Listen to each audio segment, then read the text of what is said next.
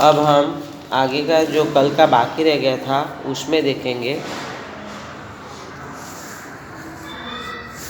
बराबर।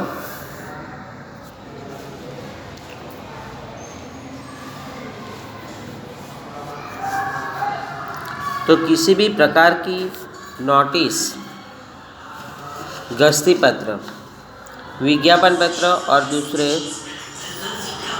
दूसरे दस्तावेजों द्वारा कंपनी आम जनता को प्रतिभूतियां खरीदने के लिए आमंत्रण देती है, जिसे विज्ञापन पत्र कहा जाता है। मतलब ये किसी भी प्रकार की नोटिस देकर विज्ञापन पत्र और दूसरे दस्तावेजों का कंपनी आम जनता में शेयर खरीदने के लिए अथवा तो प्रतिभूतियां खरीदने के लिए आमंत्रण देती है, जिसे विज्ञापन पत्र प्रविवरण कहते हैं।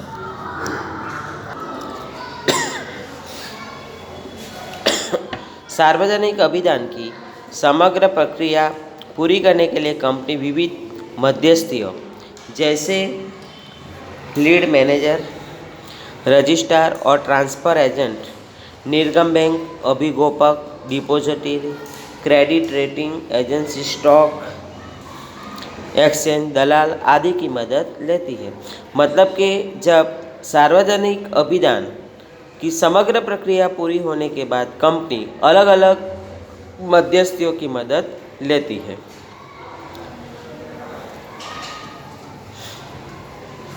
सार्वजनिक निर्गम करती कंपनी के सेक्रेटरी इन मध्यस्थियों की मदद से प्रवर्तमान कानूनों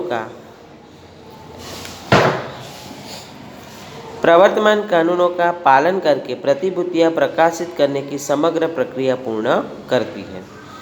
मतलब कि सार्वजनिक निर्गम करती कंपनी का जो भी सेक्रेटरी है, इन मध्यस्थियों को प्रवर्तमान कानून के अनुसार प्रतिभूतियां मतलब के शेयर प्रकाशित करने की समग्र प्रक्रिया पूर्ण करती है।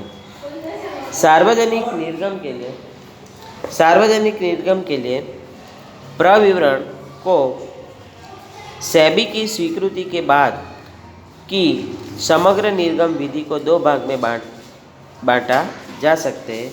उसमें पहली विधि है शेयर आवेदन की विधि और दूसरी है शेयर आवंटन की विधि। बराबर। इसके बाद उसमें 1.1 नहीं है। बराबर। 1.1 टॉपिक नहीं है। उसके बाद 1.2.1 है अंश आवंटन की विधि।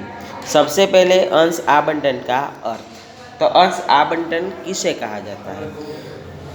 तो कंपनी द्वारा प्रकाशित किए गए अंशों के संदर्भ में आम जनता की ओर से प्राप्त अंश आवेदनों का आवंटन करना और आवेदक के डीमैट खाते में अंश जमा कराना ही अंश आवंटन या विवरण कहा जाता है। मतलब कि कंपनी जब अंश प्रकाशित करते हैं तो अंशों के संदर्भ में आम जनता की ओर से कंपनी को आवेदन मतलब कि एप्लीकेशन प्राप्त होती है, तो उसका आवंटन करना और आवेदकों का मतलब कि जो एप्लीकेशन करने वाले हैं उनको उनका जो शेयर है वो डीमैट खाता में अंश मतलब के शेयर जमा करना ही आवंटन और वितरण कहा जाता है। इसके बाद अंश आवंटन की विधि। अंश आवंटन की विधि को निम्नलिखित सोपानों में बांटा जा सकते हैं। पहला है आसबाब। मान्य बैंक की शाखाओं द्वारा अंश आवेदन की रकम संबंधित आवेदकों के खाते में स्थगित करना और स्थगित हुए आवेदन कंपनी के सार्वजनिक अभियान के लिए नियुक्त सिंडिकेट मेंबर को सौंपना। मतलब कि मान्य बैंक की जो भी शाखा है, बराबर, उसकी जो भी ब्रांच है, तो उसके द्वारा अंश आवेदन की रकम संबंधित आवेदक के खाते में स्थगित करना और स्थगित हुए जो भी आवेदन कंपनी के सार्वजनिक अभियान के लिए नियुक्त जो भी सिंडिकेट मेंबर है वो मेंबर को सौंपना। इसके बाद सिंडिकेट मेंबर द्वारा आवेदन की माहिती, जैसे आवेदन की माहिती मतलब इसके अंदर आता है आवेदक का नाम, विनियोगकर्ता का वर्ग, आवेदन किए अंशों की संख्या, मतलब कि आवेदन करने वाला व्यक्ति कौन है, जो व्यक्ति विनियोग करना चाहता है उसका वर्ग क्या है, इसके बाद उसने कितनी संख्या में अंश में लिया है, अंश की कीमत कितनी है, इसके बाद आवेदन उसका फॉर्म नंबर कितना है, डिपोजिटरी पार्टिसिपेंट नंबर कितना है, उसका डीमेट अकाउंट का नंबर कितना है और उसने कितनी रकम भरी है, ये सब माहिती अन्य मान्य शेयर बाजार के इलेक्ट्रॉनिक बिडिंग सिस्टम में भरते हैं। इसके बाद तीसरा पॉइंट, सिंडिकेट मेंबर के द्वारा आवेदन और समस्त विवरण निर्गम अभिधान रजिस्ट्रार को भेजा जाता है और आवेदन की समस्त जानकारी मान्य शेयर बाजार को भी भेजी जाती है।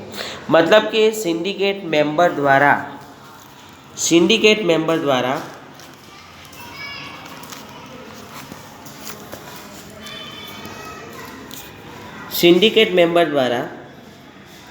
आवेदन और समस्त विवरण, मतलब कि एप्लीकेशन और समग्र विवरण अभिधान रजिस्ट्रार को भेजा जाता है और आवेदन की समस्त, मतलब कि जितनी भी जानकारी होती है वो सभी जानकारी मान्य शेयर बाजार को भी भेजी जाती है।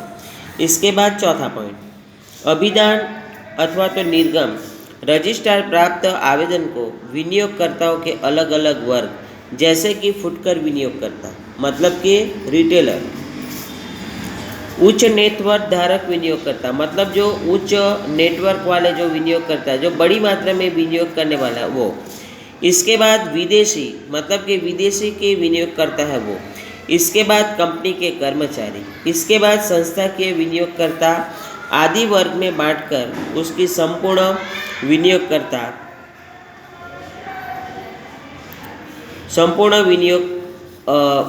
विनियोगकर्ता आदि वर्ग में बांटकर उसकी संपूर्ण जानकारी सहित के पत्रक तैयार किया जाता है। मतलब कि अभिधान प्राप्त आवेदनकर्ता में विनियोगकर्ता कौन कौन से वर्ग के हैं, वो फुटकर है, इसके बाद होलसेल वाला है, अथवा तो उच्च नेटवर्क धारण करने वाला है, अथवा तो विदेशी विनियोगकर्ता है, अथवा तो कंपनी के कर्मचारी है। वो कौन है विनियोग करने वाला, उसको अलग अलग भाग में बांटा जाता है और पत्रक तैयार किया जाता है। पांचवा पॉइंट, निर्गम registrar, lead manager, syndicate member, company secretary और संचालक मंडल साथ मिलकर अलग अलग वर्ग में आए आवेदनों और उस वर्ग में आवंटित अंशों के आधार पर आवंटन का आधार निश्चित करते हैं। मतलब कि वो निर्गम रजिस्ट्रार है, लीड मैनेजर है, बराबर, सिंडिकेट मेंबर होता है, संचालक मंडल के साथ मिलकर अलग अलग वर्ग में आए जो भी आवेदन है और उस वर्ग में आवंटित अंशों के आधार पर आवंटन का आधार निश्चित करते हैं। छठा पॉइंट, आवंटन के लिए निश्चित किए आधार को ध्यान में रखकर अलग अलग आवेदकों के बीच निर्धारित अंशों का आवंटन किया जाता है।